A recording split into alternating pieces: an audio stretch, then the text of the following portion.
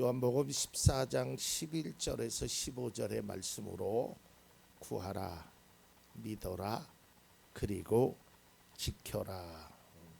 여기 제 제목과 조금 순서가 바뀌었는데요. 원래 믿어라, 그 다음에 구하라, 그리고 지켜라.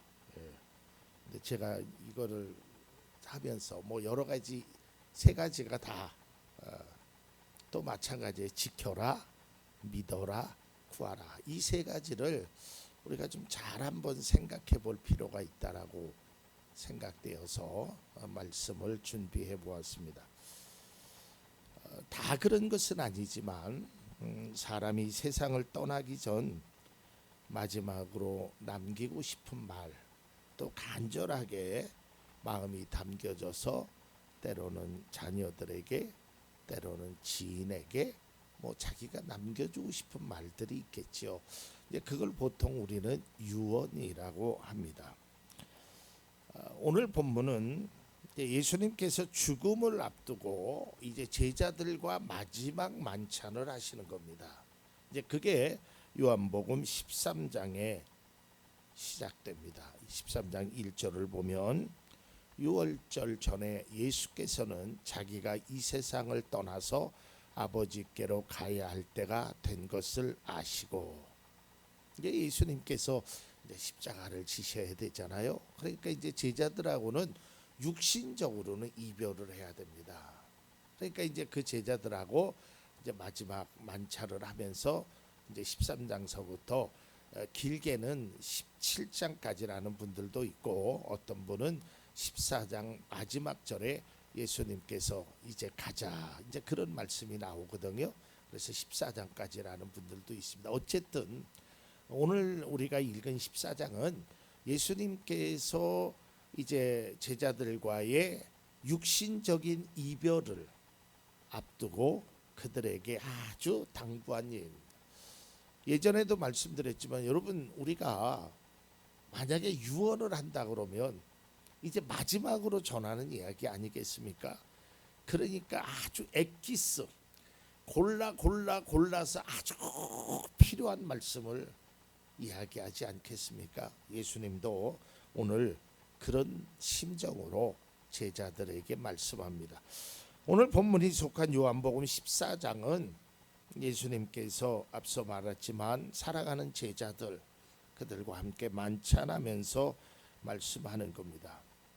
예수님께서 십자가를 지고 죽임을 당할 것을 말씀하시지요. 그리고 떠나신다라는 거예요. 이 말을 들은 제자들은 얼마나 충격적이었겠습니까? 예수님이 떠나시면 우리는 어떡하지? 막 불안감이 들었겠지요. 뭐 그전에는 예수님이 함께하면 뭐 배고프면 먹을 것도 주시고, 목마르면 물도 주시고, 뭐 기적도 행하시고 예수님이 다 해결해 주셨는데, 또 그 예수님을 믿고 3년 동안 따라왔는데 예수님이 이제는 육신적으로 떠나시겠다는 거예요. 그게 얼마나 불안하겠습니까? 또한 예수님만 믿고 모든 것을 버리고 따라왔는데 이제 우리와 떠나신다니 좌절감도 생기겠죠. 그럼 나는 뭐야? 3년 동안 모든 것 다 버리고 예수님을 따라갔는데 예수님이 나를 떠나신다고, 그런 좌절감이 들을 때입니다. 이러한 제자들의 마음을 아시고 주님은 제자들을 향하여 이렇게 말씀합니다. 14장 1절입니다. 너희는 마음에 근심하지 말아라. 하나님을 믿고 또 나를 믿어라. 주님은 이제 미래에 대한, 앞으로 예수님께서 십자가를 지고 죽임을 당하고 우리와 함께하지 못한 그 미래의 불안함을 가지고 있는 제자들을 향해서 말씀하신 내용입니다. 근데 항상 그렇지만 이 말씀은 비단 제자들에게만 하신 말씀이 아니라 오늘날 주님을 믿고 따르는 우리에게 주시는 말씀입니다. 우리도 뭐 우리가 주님을 본 적도 없고 만져본 적도 없지만 우리가 주님을 믿고 따르는 사람들이잖아요. 그런데 우리에게는 제자들이 가지고 있었던 불안감이 누구에게나 다 차지하고 있어요. 만일에 내 미래에 어떠한 어려움이 있으면 어떻게 할까? 무슨 일이 일어나면 어떻게 할까? 뭐 이런 불안감들이 우리 속에 자리 잡고 있죠. 그런 불안감 속에서 자리 잡고 있는 오늘날 그리스도인 또 제자들을 향한 주님의 말씀은 동일하게 적용할 수 있습니다. 저는 오늘 본문의 말씀을 통해서 예수님이 말씀하신 중요한 세 가지 동사에 해당하는 그 말씀을 통해 우리가 한번 적용하고 우리의 필요한 신앙적 교훈을 함께 나누고자 합니다. 첫째는 예수님께서 말씀하신 내용이 믿어라입니다. 제자들에게 너희는 근심하지 말아라. 14장 1절에 그렇게 말씀하셨죠. 그러니까 근심하고 있는, 걱정하고 있는, 좌절하고 있는, 불안해하고 있는 오늘날 우리들을 향해서도 하나님은 말씀합니다. 나를 믿어라. 그러니까 이 말씀은 나를 믿으면 근심할 필요가 없다라는 것입니다. 왜 우리가 살면서 근심할 일이 없겠습니까? 걱정될 일이 왜 없겠습니까? 이 문제가 해결되고 나면 저 문제가 생겨지고 또 내가 생각지도 못했던, 내가 정말 생각지도 못했던 그러한 일들, 또 내가 어떤 일을 계획적으로 잘 추진하다가 갑작스럽게 어떤 문제를 만나게 되는 그런 일들을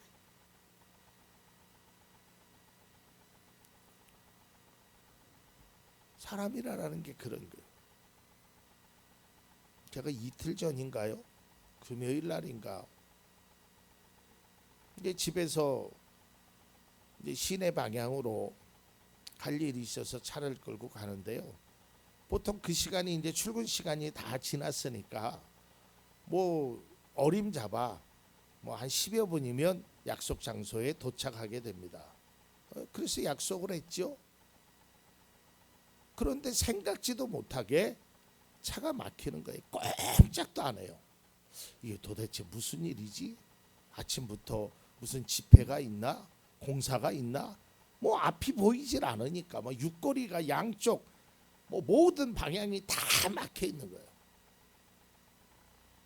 내가 계획했던 시간에 가지 못했어요.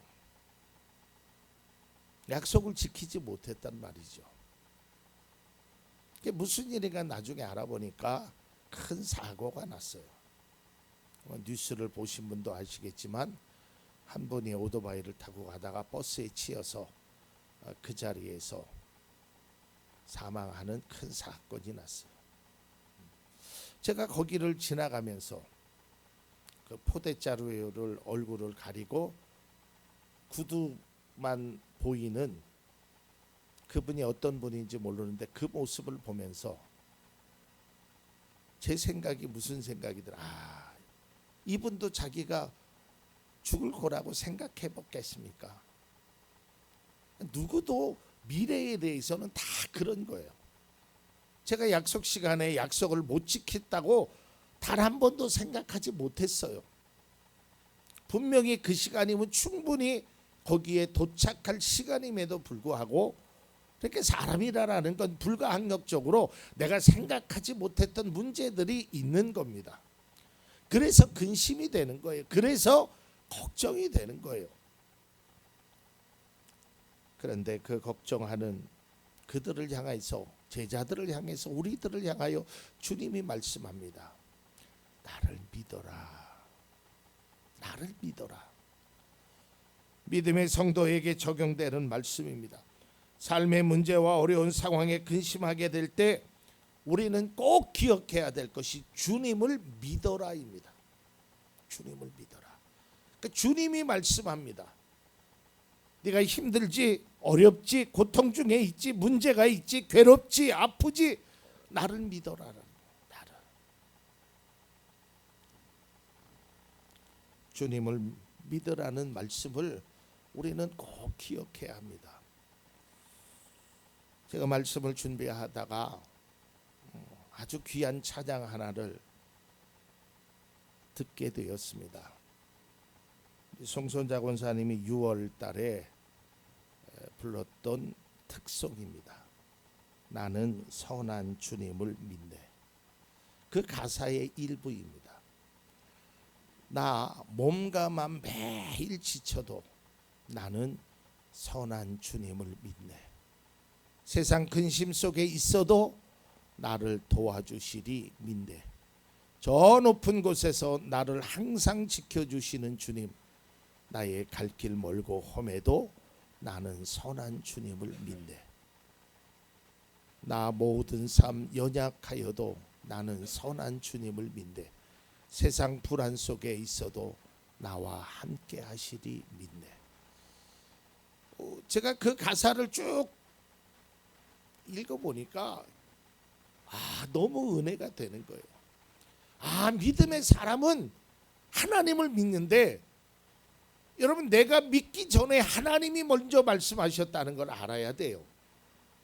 하나님이 먼저 나를 믿어라, 나를 믿어라. 우리는 그 말씀에 순종해서 하나님 믿습니다라는 거예요. 하나님은 나 믿지 말아라 하는데 우리가 믿는 게 아니란 말이에요. 여러분, 사람은요 믿음의 대상이 되지 않는다고 했죠. 제가 그런 말씀 드렸잖아요. 제 말은 믿지 마세요. 하나님의 말씀을 믿으세요 그랬잖아요. 저는 사람인지라 약속을 못 지킬 때도 있고, 도움을 못 줄 때도 있고, 실수할 때도 있고, 실패할 때도 있어요. 그러나 하나님은 안 그러신단 말이에요. 근데 그 하나님이 먼저 감사하게도 우리에게 믿으라라는 거예요. 그래, 우리는 그 주님을 믿으면 되는 거예요. 왜? 그 주님이 말씀하셨으니까. 나를 믿어라라고. 주님을 믿음으로 영접한 그리스도인 우리는 삶을 살아가면서 주님이 나와 함께 하심을, 내가 세상의 고난과 아픔과 어려움과 그 극한 상황에 있더라도 하나님이 나를 도와주심을 믿는 거예요. 이게 바로 믿음인 것입니다. 믿지 못하니까 불안한 겁니다. 믿지 못하니까 맡기지 못하는 거예요. 두려움이 있으니까. 여러분, 이 믿음이라는 것은요, 이 불안과 반비례가 되고요, 믿음이 있으면 그 믿음을 행하게 돼요. 여러분, 한번 솔직하게, 여러분이 돈이 5억이라는 돈이 있어요. 5억. 그렇죠? 그거를 제가 집사님, 권사님 나한테 맡겨요. 여러분 맡기시겠어요? 쉽게 못 맡기는 거예요. 실제적으로 그래요. 목사님이 뭐 좋고 나쁘고를 떠나서 이 5억이라는 큰 돈을 맡기기에는 불안하단 말이에요. 그래서 은행에다 맡기는 거거든요. 그러면 결국은 뭐냐면, 은행에 맡긴다는 것은 안전하다라는 것이 보장되어 있기 때문에 그래요. 그러니까 맡기는 거예요. 마찬가지로 우리가 하나님 앞에 맡긴다는 것은 정말 그러한 신뢰와 믿음을 가지고 맡기는 거예요. 제가 언젠가도 시편 37편을 말씀드리면서 그런 말씀을 드렸죠. 하나님께 내 몸을 맡긴다는 것은 내 몸을 던지는 거예요. 그러니까 그 행동으로 행한다는 거예요. 그러니까 믿는다는 것도 마찬가지예요. 믿지 못하니까 불안한 겁니다. 요한복음 14장 11절 오늘 본문에 예수님이 많이 속상하셨던 것 같아요. 그들에게 이렇게 얘기합니다. 내가 아버지 안에 있고 아버지께서 내 안에 계신다는 것을 믿어라. 믿지 못하거든 내가 하는 그 일들을 보아서라도 믿어라. 이걸 조금 심하게 얘기하면, 야 진짜 나를 못 믿겠니? 내가 그동안 너희들을 향해서 제발 나를 좀 믿어달라고 예수님이 말씀하시는 거예요.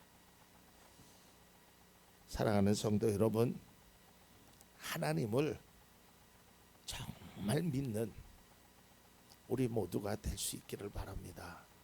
정말 하나님을 믿어야 돼요. 믿음의 성도가 가장 보여줘야 될 것은 하나님을 믿는 거예요.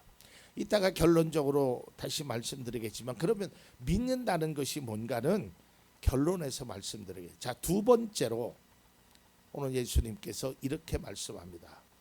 구하라 이겁니다. 여러분, 보통 어떤 사람들이요 행동할 때는 전제가 있습니다.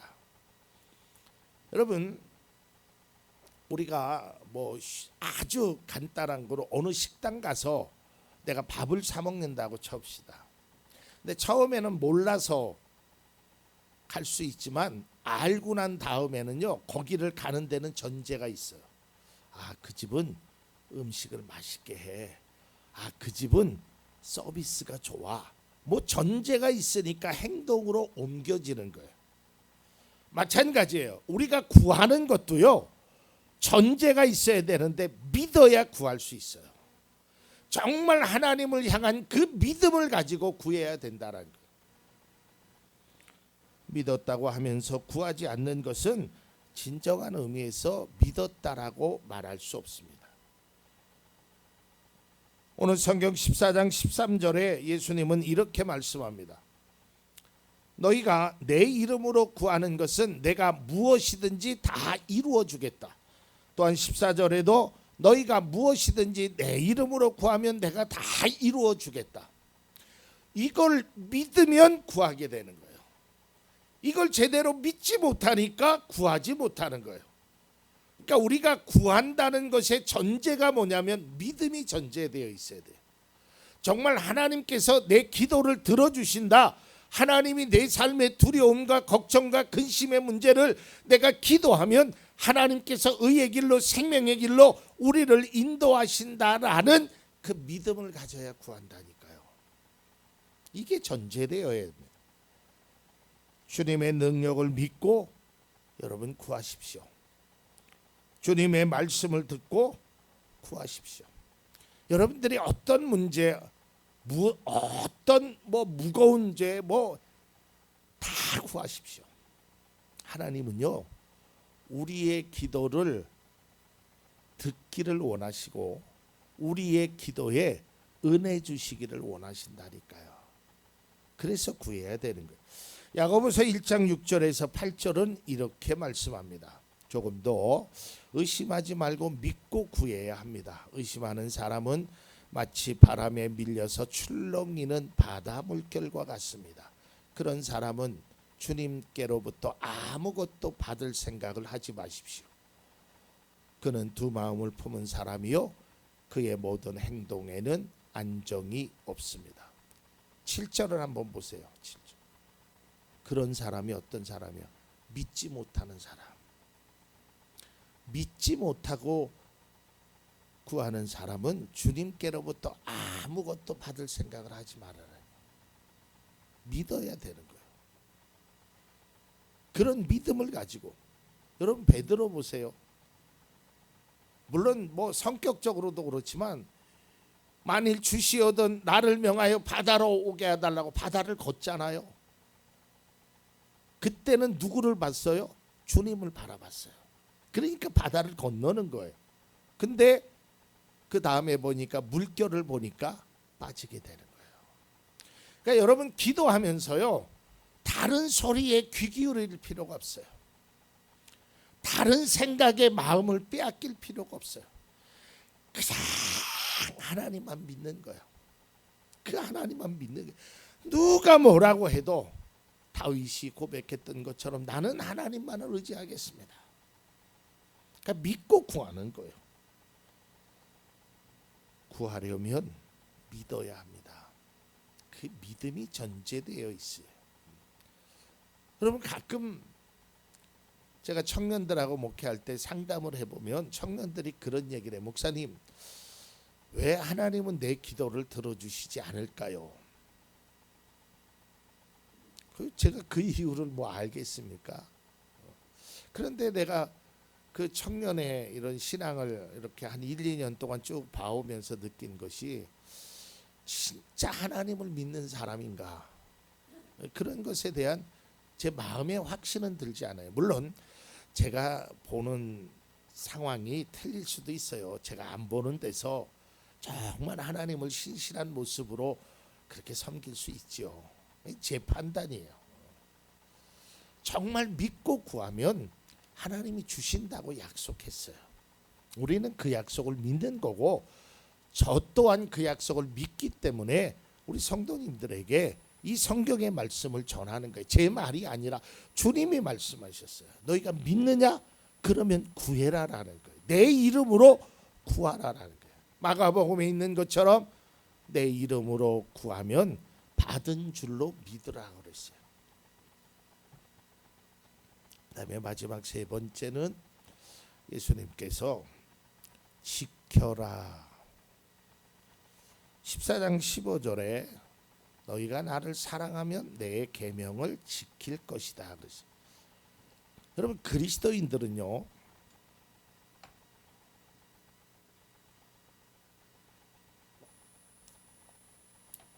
하나님을 사랑하는 사람들이죠. 우리는 다 하나님을 사랑하는 사람이에요. 그러면 사랑하면, 너희가 나를 사랑하면 내 계명을 지켜라. 이게 주님의 말씀이거든요. 사랑한다면 계명을 지켜라. 14장 21절에도요. 내 계명을 받아서 지키는 사람은 나를 사랑하는 사람이다 그랬어요. 여기서 중요한 것은 예수님의 계명과 예수님을 사랑하는 것은 불가분의 관계라는 거예요. 그러니까 사랑하면 계명을 지키는 것이고요. 계명을 지키는 것이 곧 사랑의 표현이고 행동이라는 거예요. 사랑하는 것과 계명을 지키는 것은 서로 별개의 것이 아닙니다.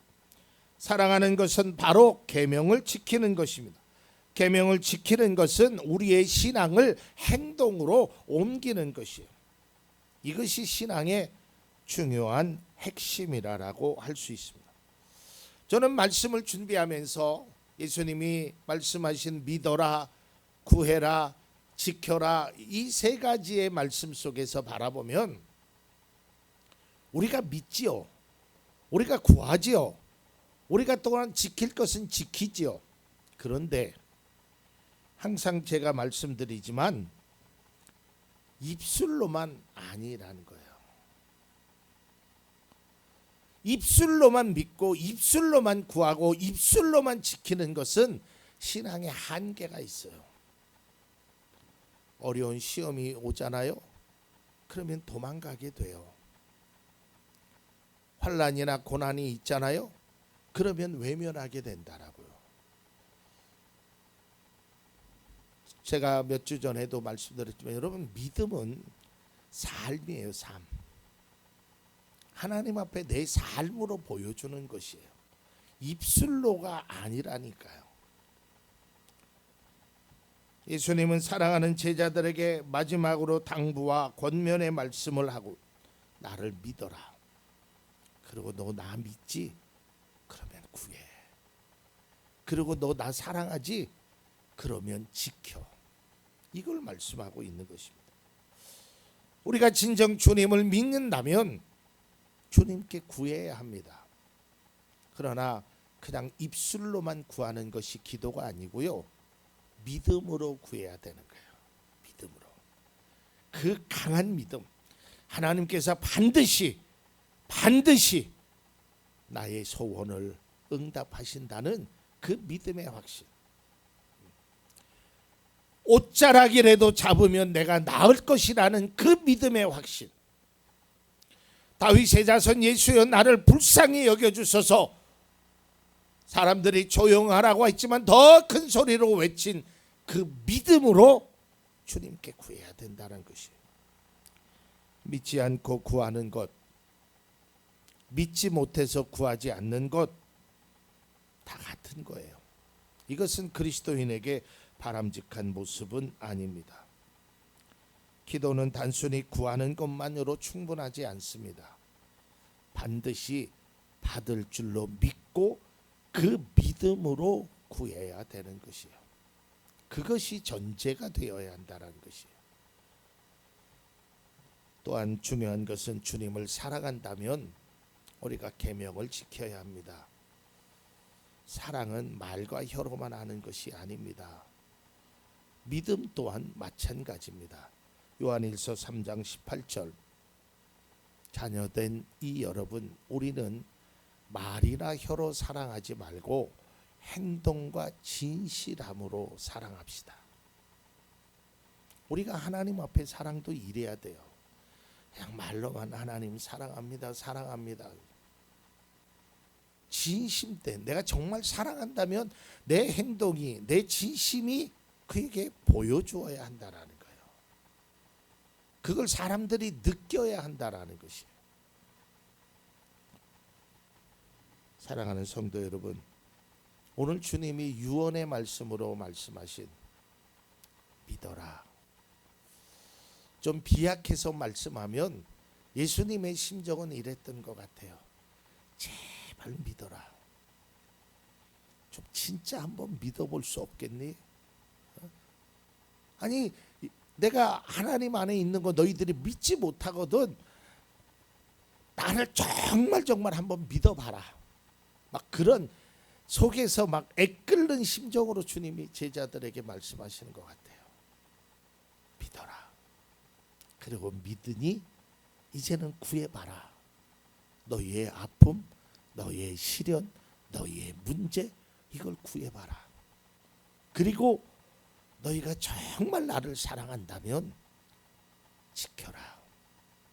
믿음의 모습을 지켜라라는 것입니다.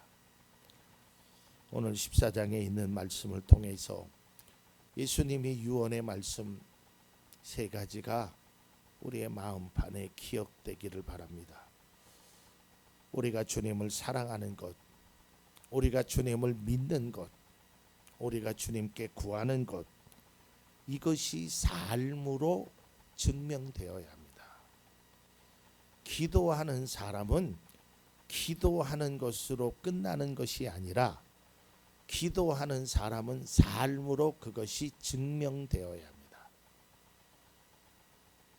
구하는 것, 믿음으로 구하는 것, 그리고 주님을 사랑하는 것이 삶으로 느껴질 수 있어야 돼요. 여러분, 사람도요, 말하지 않아도 느껴지는 게 있잖아요. 아, 저분이 나를, 저 사람이 나를 사랑하는구나. 뭐 여기에서 사랑은 그저 뭐 연인 간의 그런 사랑이 아니라 서로 그리스도 안에서 사랑하는구나. 이런 관계가 느껴져야 돼요. 우리가 하나님을 사랑하는 것, 곧 그 이름을 부르는 것, 그 계명을 지키는 것이 하나님이 우리의 모습을 보시고 느껴질 수 있는, 그것이 참다운 신앙이 아닐까라는 생각을 가져봅니다. 그래서 우리가 행하는 이 믿고 구하고 지키는 것이 우리의 입술의 표현으로만 끝나는 것이 아니라 삶으로 증명되어야 합니다. 이것이 바로 믿음이고 신앙입니다.